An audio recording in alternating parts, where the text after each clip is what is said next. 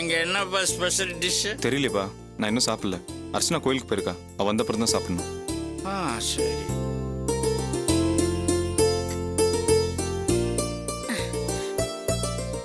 ஏமா இவ்வளவு லேட் ஆயிடுச்சு?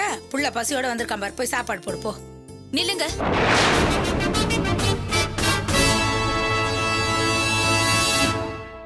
ஏன் இப்படி பண்ணீங்க?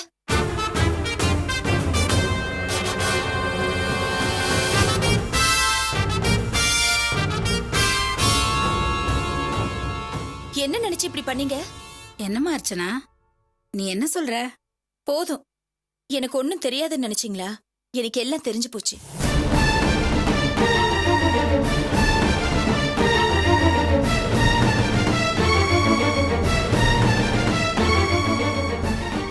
இனிமேலே என்கிட்ட உண்மையை மறைக்க முடியாது. உண்மை ரொம்ப நாள் இருட்டுல இருக்காது, வெளிச்சத்துக்கு வந்துரும். இன்னைக்கு வந்துடுச்சு. அர்ச்சனா, என்னாச்சு உனக்கு? எதுக்கு வந்ததும் வராதும் அம்மா கிட்ட சண்டை போட்டுட்டு இருக்க? நீங்க சும்மா இருங்க. உங்களுக்கு தெரியாது இவங்கள பத்தி. இத்தனை நாளா நம்ம கிட்ட எதுவுமே நடக்காத மாதிரி நடிச்சிட்டு இருந்திருக்காங்க. என்னம்மா சொல்ற? நான் நடிச்சிட்டு இருக்கேனா? நாங்க வீட்லயே இருக்கிறதுனால நீங்க சொல்றதெல்லாம் நம்பிடுவோம், எங்களுக்கு எதுவும் தெரியாமலே போய்டும் நினைச்சிட்டீங்களா?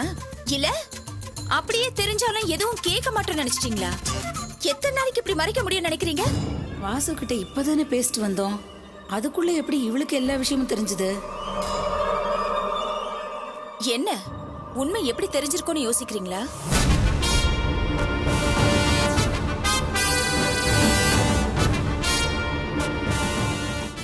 பாக்கியம், மருமக இப்படி கோவப்படுற அளவுக்கு அப்படி என்னடி தப்பு பண்ண நீ?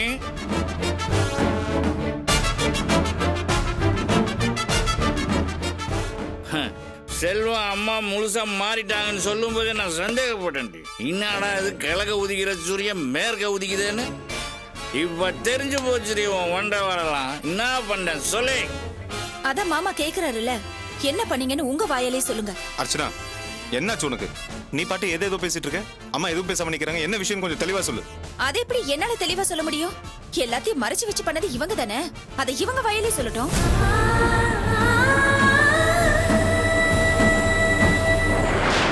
ஏய் அர்ச்சனா, இந்த அளவுக்கு பேசுனா நீ அந்த அளவுக்கு என்னமோ பண்ணிருக்க. அதனாலதான் நீ வாய் திறக்காம இருக்கிற. மரியாதையா என்ன பண்ணிட்டு வந்தேன்னு சொல்லு, இல்ல போலந்துருவோம் உன்னை. எல்லாமே உடைஞ்சு போச்சே.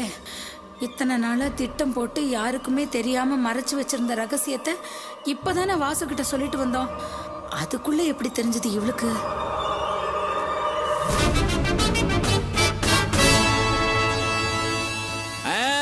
இவ வாயை திறக்க மாட்டா, இடிச்சு வச்ச புலி மாதிரி இருக்கிற பாரு. ஏய், வீரத்தின் விளைநிலமான இந்த பூங்காவனம் இந்த கொடுமையெல்லாம் பார்த்துக்கிட்டு சும்மா இருக்க மாட்டேன்டி. ராணி, கேடு அந்த வழக்கைய. கொஞ்சம் சும்மா இருங்கப்பா. ஜெய் செல்வம், உனக்கு தெரியாது, இவளெல்லாம் பொழந்து காட்டின சும்மா விடக்கூடாதுடா. இன்னைக்கு இவள சும்மா இருக்குன்னு சொல்றல, தடுக்காதமா மருமகள. என்ன காரியம் பண்ண பாக்குறீங்க? எதுக்காக அத்தையை அடிக்க போறீங்க? அவங்க யார் தெரியுமா? என்ன காரியம் பண்ணிருக்காங்க தெரியுமா? அவங்க பண்ண காரியத்துக்கு நானும் என் புருஷனும் காலா காலத்துக்கு அவங்க காலில் விழுந்து கும்பிடணும்.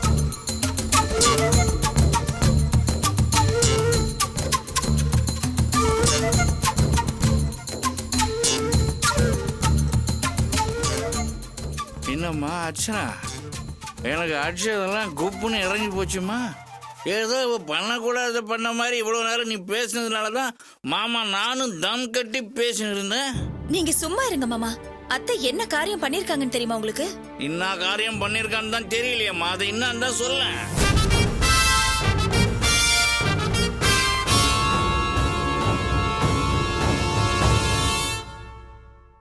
என்னம்மா அது பாஸ்புக் மாதிரி இருக்குது? என்ன பேங்க்ல ஏதாவது பணம் போட்டு வச்சிருக்காளா? அதெல்லாம் ஒண்ணும் இல்ல மாமா. இனிமே எந்த காலத்திலயும் யாரும் அவங்கள தப்பா நினைக்க கூடாத அளவுக்கு ஒரு பெரிய காரியத்தை பண்ணிருக்காங்க.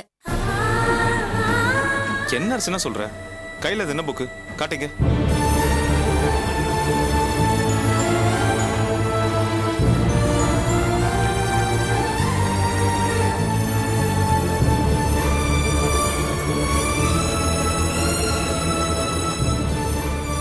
என்ன புக்கு செல்வம் அது?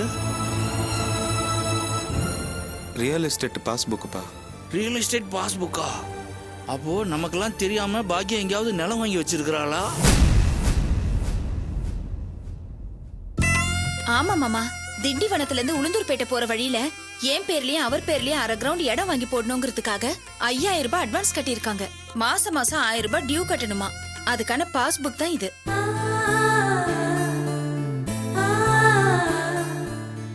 இததான் இவ இவ்வளோ நேரம் சொல்லிக்கிட்டு இருந்தாளா? அப்பாடா தப்பிச்சேன். நான் கூட வாசு கிட்ட சொன்ன விஷயம்தான் தெரிஞ்சிருக்குமோன்னு பயந்துட்டேன்.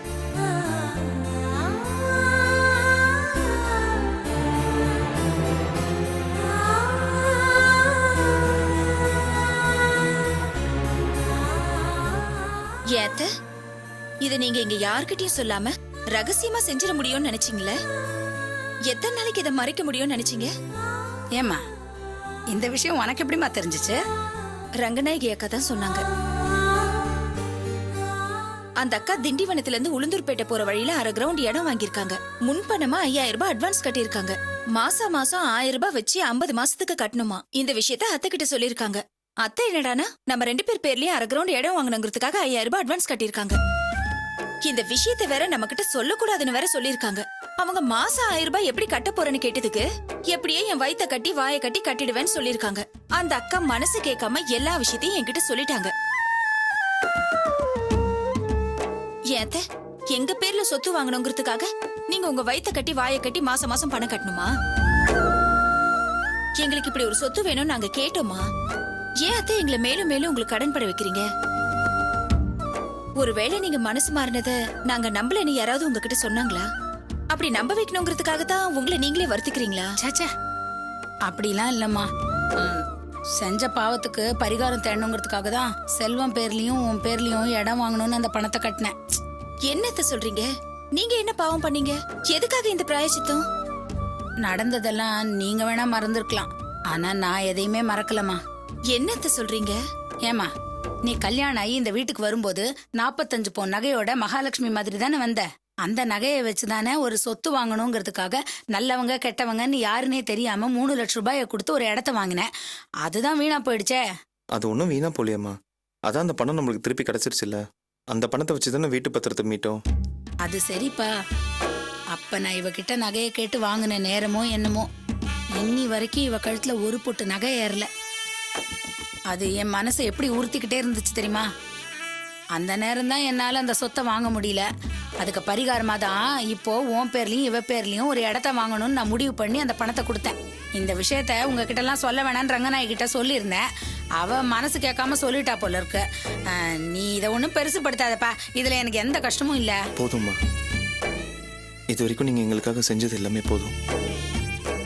இதுக்கு மேல நீங்க அந்த டியூவை கட்ட வேண்டாம். நான் கட்டிக்கிறேன். நான் ஆரம்பத்தில் சொன்னதான் மறுபடியும் சொல்றேன். இந்த குடும்பத்தில் கஷ்டம்னு ஒன்று வந்தா அதை நான் மட்டும்தான் அனுபவிக்கணும். நீங்க எல்லாரும் எப்பவுமே சந்தோஷமா தான் இருக்கணும். செல்வம், உங்க அம்மா கஷ்டப்படுறாளேன்னு நினைக்காதப்பா. அவ சொன்ன மாதிரி அவ செஞ்ச பாவத்துக்கெல்லாம் இது பிராயசித்தமா இருக்கட்டும். வர்ற கண்ணா, உனக்கு ஒரு சொத்து, அர்ச்சனாவுக்கு ஒரு சொத்து கிடைக்குதுன்னா நான் சோறு கூட சாப்பிட மாட்டேன்டா. பாக்கியம், உன்னை நினைச்சா எனக்கு ரொம்ப பெருமையா இருக்குடி. டேய், உன்னை நானும் எங்க அண்ணன் குலதெய்வமோ எத்தனையோ தடவை நீ இந்த செல்வத்துக்கு அம்மாவா இருந்தா இப்படி பண்ணுவியா இப்படி பண்ணுவியான்னு கேட்டிருக்கோண்டி. ஏய், இப்ப சொல்றேன்டி, என் செல்வத்துக்கு அவ அம்மா இருந்திருந்தா கூட இப்படி ஒரு நல்ல காரியத்தை செஞ்சிருக்க மாட்டாடி. பாக்கியம், உன் கழுத்துல நான் தாலி கட்டி இந்த வீட்டுக்கு கூட்டிட்டு வந்தனால ரொம்ப பெருமையா நினைக்கிறேன்டி. ரொம்ப பெருமையா நினைக்கிறேன். ஏய், இப்ப சொல்றேன்டி, இது என்னடி ரசம்? நீ வெறும் தண்ணியா ஊத்தினா கூட அதை நான் உட்காந்து ஜம்முன்னு சாப்பிடுவேன்டி. இருங்க மாமா, நான் போய் முட்டை பொரிச்சு எடுத்துட்டு வரேன். வேண்டாமா, இதுவே தேவாமிரதமா இருக்கும். அட இருங்க மாமா, 5 நிமிஷத்துல பொரிச்சு எடுத்துட்டு வரேன். அப்படிங்கிற சரி, நான் போய் கை கழுவின்னு வந்துடுறேன். அம்மா, மறுபடியும் சொல்றேன், இதுக்கு மாசம் மாசம் பணத்தை நீங்க கட்ட வேண்டாம். நான் கட்டிக்கிறேன். சொன்னா கேளுங்க. அம்மா, அப்பா சொன்ன மாதிரி ரொம்ப பெருமையா இருக்குமா உங்களை நினைச்சா?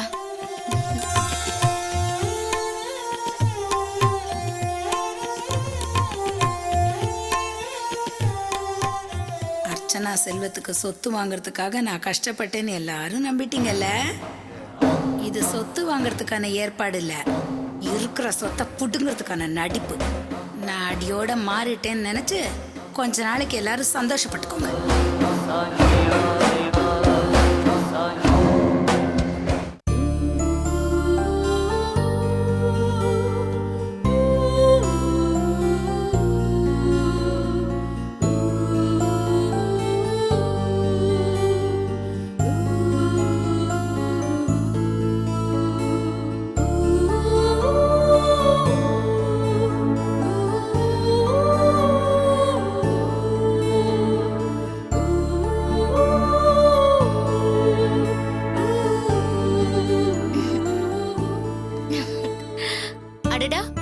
ரொம்ப சூப்பரா வந்திருக்கே.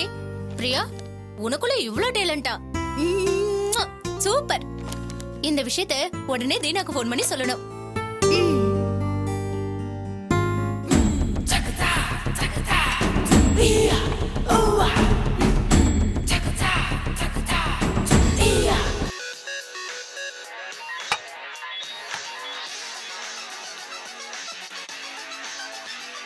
அச்சே, இந்நேரத்துக்கு ஃபோன் பண்ணி டார்ச்சர் பண்றாள. Hi darling. Hi Deena. Sorry, late night ஆயிடுச்சு. டிஸ்டர்ப் பண்ணிட்டனா? நோ நோ, நீ இப்படி கேக்குற பாரு, அதுதான் டிஸ்டர்பன்ஸே. நிஜமா? யா. சரி, நீங்க என்ன பண்ணிட்டு இருக்கீங்க? இந்நேரத்துக்கு நான் என்ன பண்ணிட்டு இருப்பேன்? எல்லாம் உன்னை பத்தின நினைப்பு தான். சி. ஹே, தப்பா நினைச்சுக்காத. உன் அழகான முகத்தை அப்படியே மனசுல ஓவியமா வரைஞ்சு அத பார்த்து நான் ரசிச்சுக்கிட்டு இருக்கேன். மை குட்னஸ், நிஜமாவா சொல்றீங்க? ஐயா, நான் கூட என் மனசுல இருக்கிற உங்க முகத்தை ஓவியமா வரைஞ்சி அத பார்த்து ரசிச்சிட்டு இருக்கேன். ரியலி? ம். ரொம்ப அழகா வந்திருக்கு. நிஜமாவே எனக்கு இவ்வளவு அழகா டிராயிங் பண்ண தெரியும்னு இப்பதான் எனக்கு தெரியுது. அதான் உடனே இதை உங்களுக்கு சொல்லலாம்னு ஃபோன் பண்ணேன். நீங்களும் அதே மாதிரி என்ன மனசுக்குள்ள ஓவியமா வரைஞ்சி பார்த்துட்டு இருக்கேன்னு சொல்றீங்க. தீனா, நம்ம 2 பேரோட வேவ்லென்த் எப்படி சிங்க் ஆகுது பாத்தீங்களா? You are absolutely right Priya. இதுதான் பியூர் லவ்வுக்கான சிம்டம். ரொம்ப சந்தோஷமா இருக்கு தீனா. இந்த சந்தோஷம் எப்போ நிலைச்சிருக்கணும். கூடிய சீக்கிரம் நம்ம வாழ்க்கையில ஒண்ணு சேரணும். பிரியா, ஐயோ, அம்மா வராங்க போல இருக்கு. ஐயோ, நீ முதல்ல போ. ஓடு ஓடு ஓடு. தீனா, நான் அப்புறமா பேசுறேன். Bye. Bye bye bye bye. யவா ச்சே. என்ன மாமா படிச்சிட்டு இருக்க? நேரமா அதுல பாலை குடிச்சிட்டு படுத்து தூங்கு, காலையில படிச்சுக்கலாம். ஐயோ, கொண்டா அப்படி. குடி.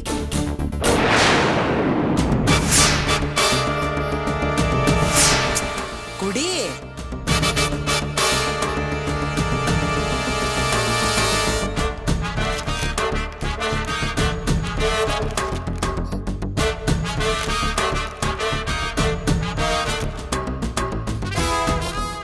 அம்மா, நீங்க மாத்திரை எல்லாம் சாப்பிட்டீங்களா? சாப்பிட்டேம்மா. நான் போய் படுக்க போறேன். உனக்கு வேற ஏதாவது வேணுமா? ஒண்ணு வேணுமா?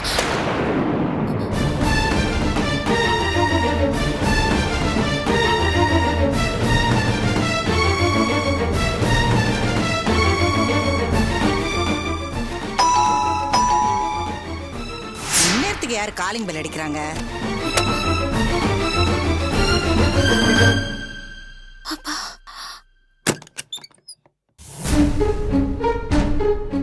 காவியா,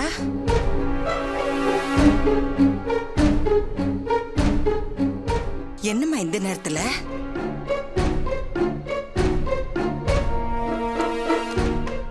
தனியாவா வந்த? என்னம்மா என்னம்மா, நான் கேட்டுட்டே இருக்கேன், பதில் சொல்ல மாட்டேங்கிற. மாப்பிள்ள வரல? கார்ல வந்தியா, ஆட்டோல வந்தியா?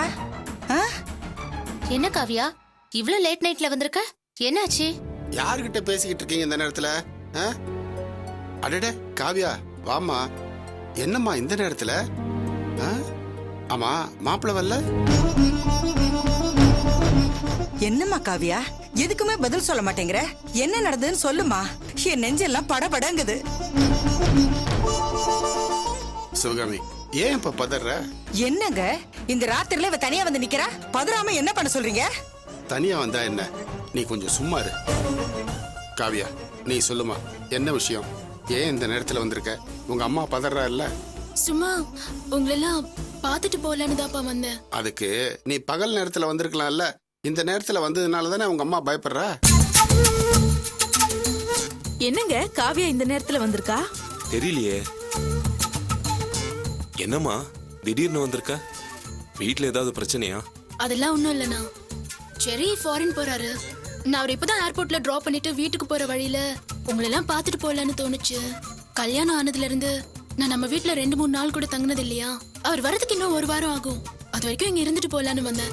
அதுக்குள்ள நீங்களா என்னாச்சு ஏதாச்சுன்னு இப்படி பதறீங்களே? பாத்தியா, பொண்ணு நம்ம கூட 2 நாள் இருந்துட்டு போலான்னு வந்திருக்கா. அதுக்குள்ள நீயா எதையாவது கற்பனை பண்ணிக்கிட்டு இப்படி பதறிய?